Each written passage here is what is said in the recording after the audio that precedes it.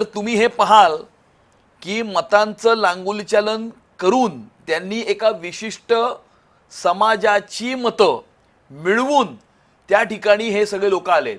या 10 पैकी किती लोक, कोणी 1,500 आलाय, कोणी 2,000 आलाय, कोणी 4,000 आलाय, कोणी 5,000 आलाय.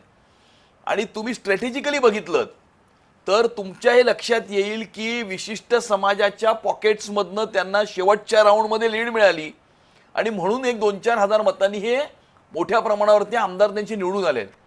याच्यातनं एकच गोष्ट लक्षात येते, मराठी माणसाने नाकारलंय असं म्हणताय. मराठी माणूस हा भारतीय जनता पक्ष आणि युतीच्या पाठीशी उभा आहे आणि मराठी माणसाला माहिती आहे की खरी शिवसेना कुठली आहे आणि मराठी माणसासाठी खरं काम कोणी केलंय. बीडीडी चाळीतल्या मराठी माणसाला घर भारतीय जनता पार्टीने महायुतीने मिळवून दिलं किंवा मराठी भाषेला अभिजात भाषेचा दर्जा मिळणं ही वर्षानुवर्षापासूनची जी मागणी होती ती पंतप्रधान नरेंद्र मोदीजींनी 2 ऑक्टोबर 2024ला पूर्ण केली.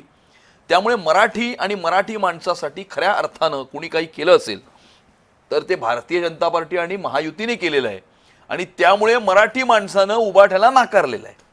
बरं, तुम्ही काय विजन घेऊन यावेळी पालिकेच्या इलेक्शनला सामोरं जाणार आहेत? कुठले असे मुद्दे आहेत ज्याच्यावर भाजप काम करणार आहे? मुंबई महानगरपालिकेच्या माध्यमातून क्रांतिकारक अशा प्रकारचा विकास हा झाला पाहिजे.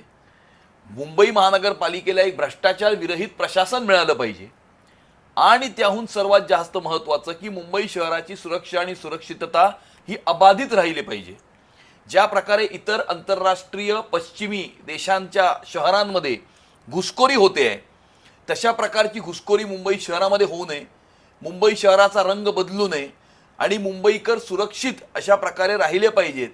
हे आमचं विकास आणि मुंबईचा विकास आणि मुंबईची सुरक्षा हेच आमचं विजन आणि हेच आमचं मिशन आहे.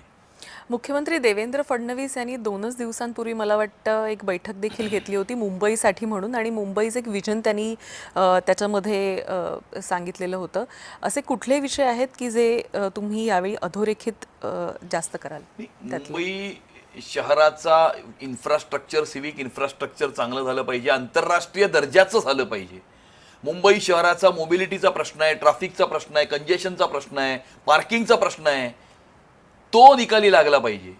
मुंबई शहरामध्ये फेरीवाला धोरण आलं पाहिजे आणि त्यामुळे मुंबई शहराच्या पाण्याचा प्रश्न सुटला पाहिजे आणि मुंबई शहराच्या फुटपाथचा प्रश्न असेल, रस्त्याचा प्रश्न असेल, मोकळ्या जागांचा प्रश्न असेल, याला एक लॉजिकल फायनल सोल्युशन मिळालं पाहिजे, निकाली लागले पाहिजे.